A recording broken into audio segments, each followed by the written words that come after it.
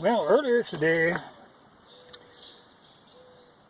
well, it was relatively cool. I made a fuel run down to get the high octane. So now I've got all of my cans. Every can I own has got fuel in it. So I'm comfortable with that. But then I had some odds and ends to get a Tractor Supply, so I ran down there. Hit a couple of rummage sales, some of which will turn up later.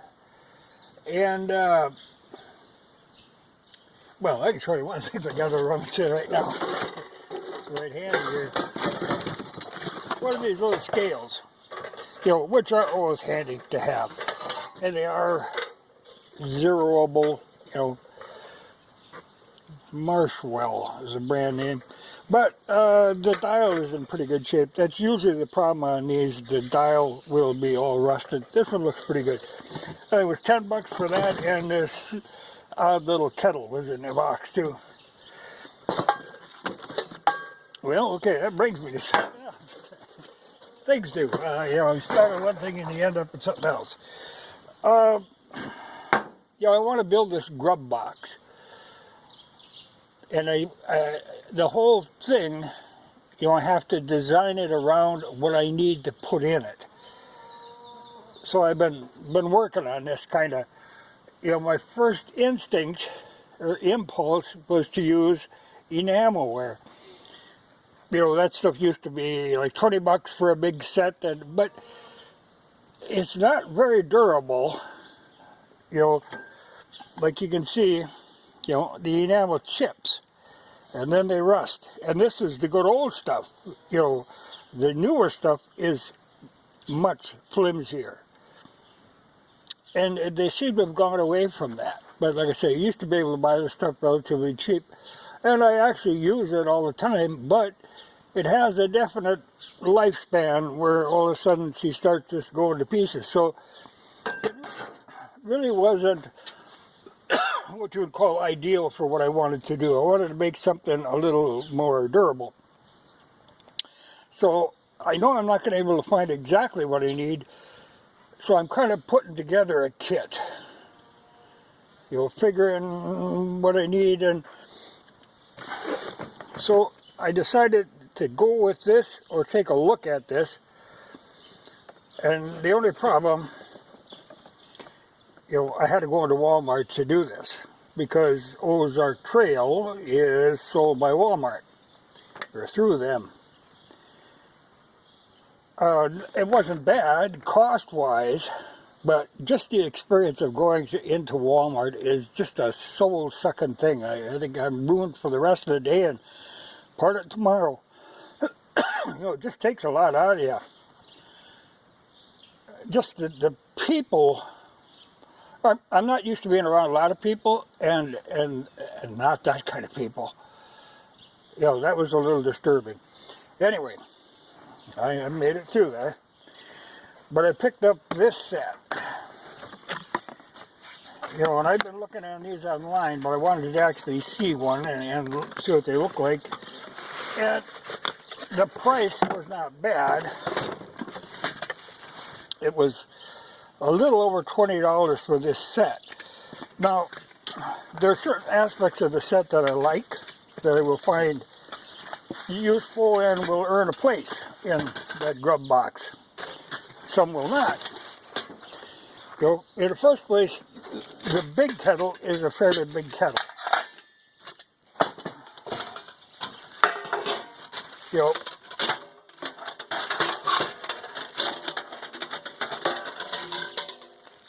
That's a pretty functional size. It's got these folding type handles, so they do work. I have them on other stuff. So it's useful in its own way. The lid on it has got a built-in strainer. There's pluses and minuses to that, because it does vent it, but you aren't really pressure cooking, so I guess that's not a big factor. And it would be handy for like graining potatoes, that sort of thing. But the idea was to get away from enamel and get something stainless. Well, I kind of fills the bill, but that's a good size of kettle. Plus the fact that everything else nests in it. Now the plates that come with this set, they are useless to me. I'm working a different angle on that. I've got some options there, but they won't be used. And this thing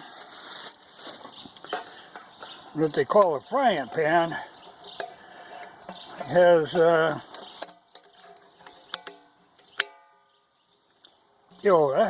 it's better than aluminum, but that ain't much of a real frying pan.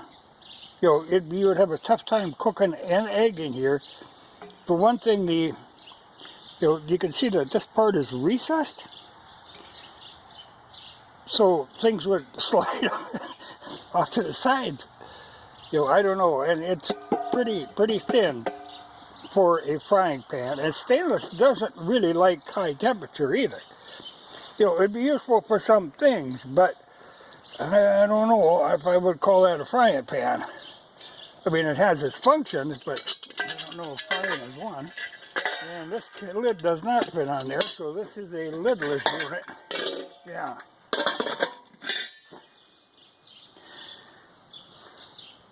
But I can see a use for it. Actually, it would be a lot better if it was a flat bottom on it. But then there is the smaller kettle, which again is a good functional size. Again, has that same design flaw with a recess there.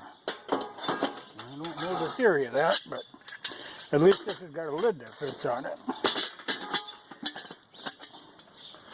So, usable. It's all Chinese stuff, but you have a hard time finding something like this, particularly on a reasonable price, that isn't Chinese. But at least it's stainless.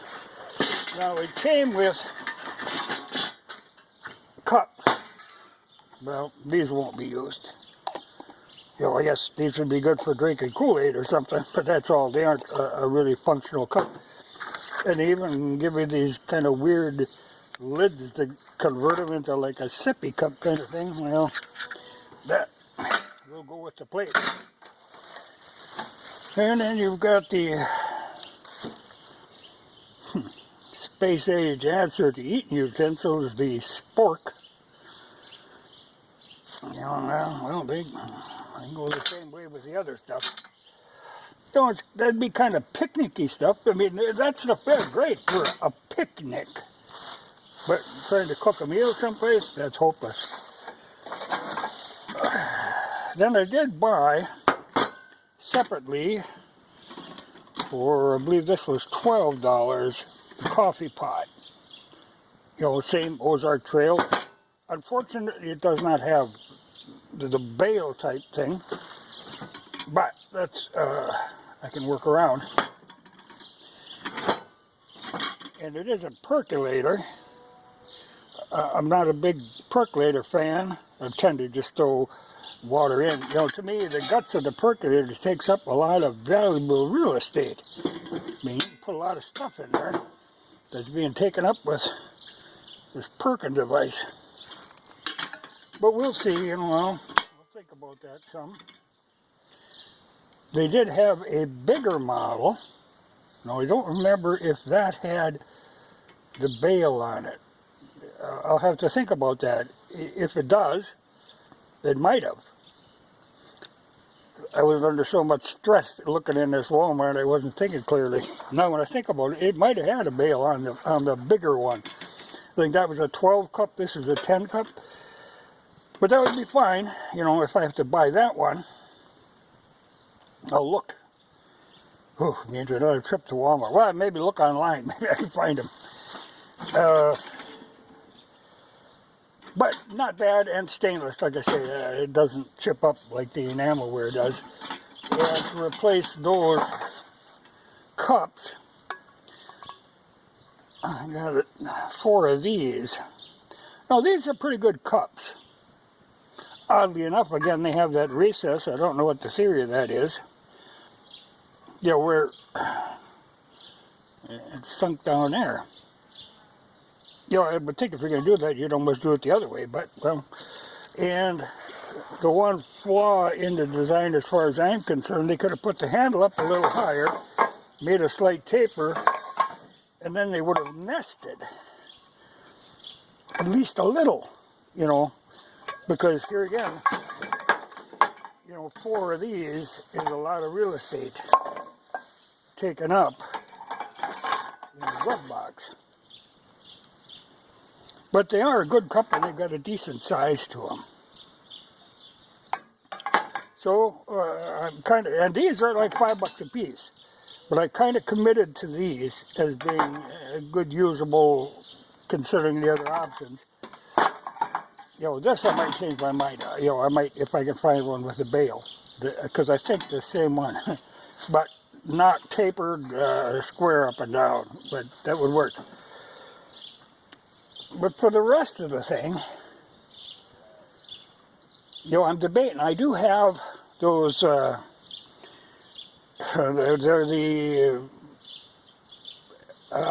they use them in prisons and they use them in the military. A rather big tray that's got compartments in it that is made out of stainless. I've got a pile of them. Now, at least the 4 of them would nest together. You know, they're fairly good sized, but nested together, they would take up barely more than an inch of space. So that would work. But there again, it would be nice to have, you know, as a plate, yeah, they work. But as a bowl, yeah, there's compartments in there that kind of work as a bowl, but not really. So you'd really want to have separate bowls. I do have the option. I have enough of the military mess kits that I could throw together. And then you've got the good silverware. But there again, you know, a mess kit, about that thick. 4 of them, you're adding up a lot of real estate. Now, if you had 4 stainless steel bowls, they could nest together.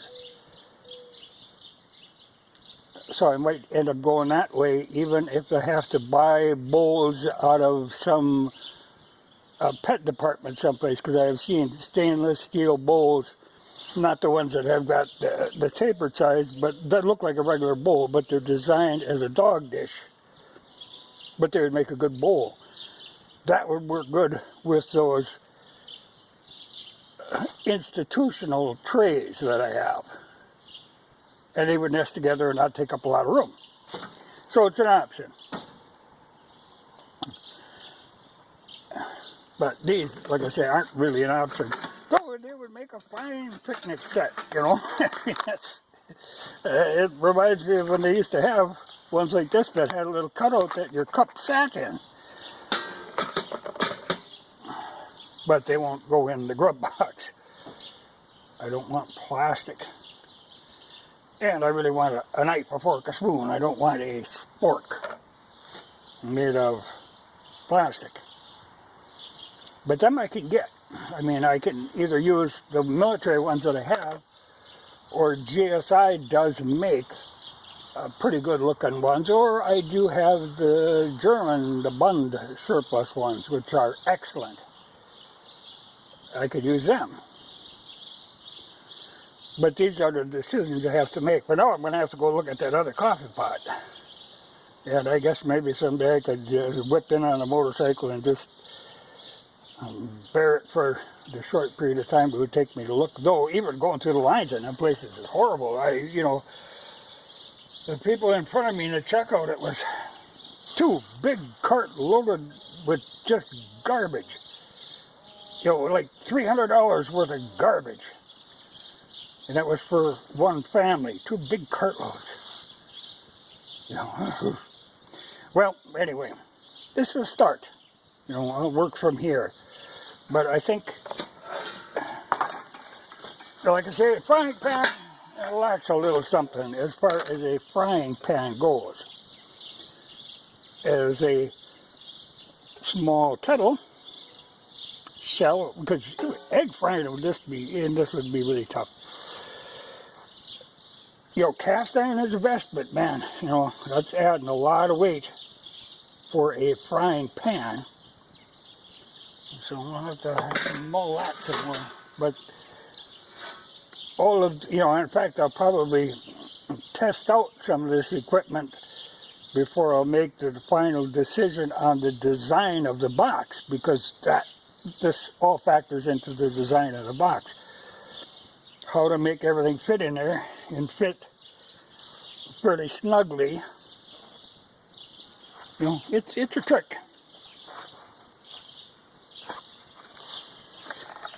But I can do it. Yeah, this stuff don't need to go back in there though. But it is good that this stuff will nest. Because that does save some space. Yeah, this frying pan, I really wouldn't call it a frying pan.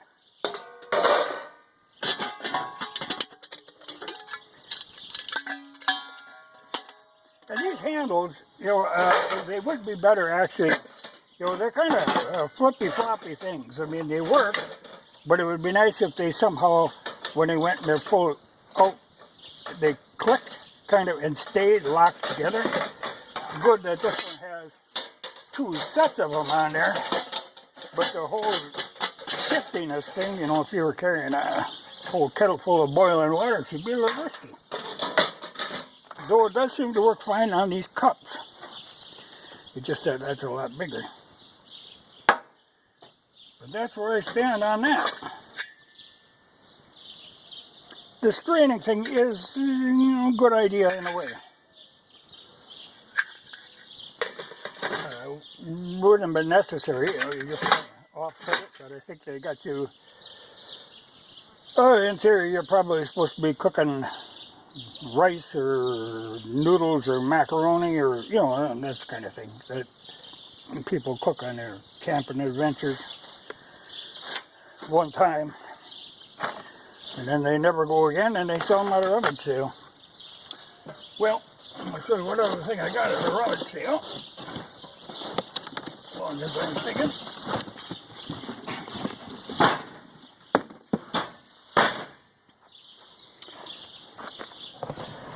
One of these small portable air tanks. So I've got 2 of them. But this one looks fairly solid, and it's of a fair size. You can never have too many of these. I like to, this is the kind that has a valve here where you can shut it, because they all leak here. But you can fill this one and then shut it off, and that's nice. I do like, if I'm going some distance, to have an air tank full of air. It's just good to have as a backup. I'm that kind of guy.